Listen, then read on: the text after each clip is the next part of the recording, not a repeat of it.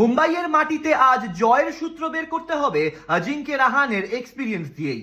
সবেমাত্র জয়ের সরণিতে ফিরেছে টিম, কিন্তু বর্তমানে অনেকগুলো প্রশ্নের মুখোমুখি দাঁড়িয়ে KKR team management and captain.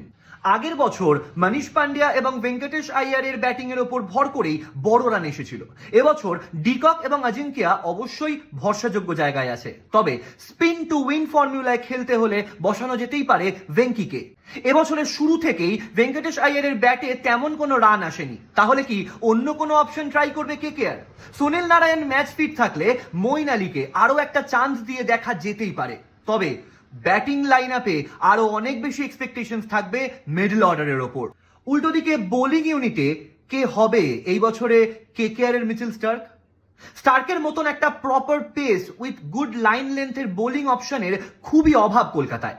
হর্ষিত কিংবা স্পেন্সার জনসনের কনসিস্টেন্সি খুবই কম, তবে ওয়াংখেড়ের মাঠে সুইং এর জাদু দেখা যেতেই পারে। মুম্বাইয়ের মাঠ অলওয়েজ সেকেন্ড টিমকে বেশি অ্যাডভান্টেজ দেয়, তাই ফার্স্ট ইনিংসে স্পিনার্সদের ওপর ভর করেই আরো একটা বড় জয় হাসিল করতেই পারে Ajinkya Rahane, Rinku Singda. Head to head কম্পারিজনে last 5টা ম্যাচে কেকেআর জিতেছে 4টে আর মুম্বাই মাত্র একটা। লাস্ট দুটো ম্যাচে পর হারার পরে মুম্বাই ইন্ডিয়ান্স অবশ্যই চাইবে নিজের টিমে কিছু বদল করতে, তাই ঘরের মাঠে অন্য টিমের ক্যাপ্টেন হিসেবে অজিঙ্ক্যর নিজেকে প্রমাণ করার অপেক্ষায় থাকবে গোটা কলকাতা তথা আইপিএল ফ্যান্ডম।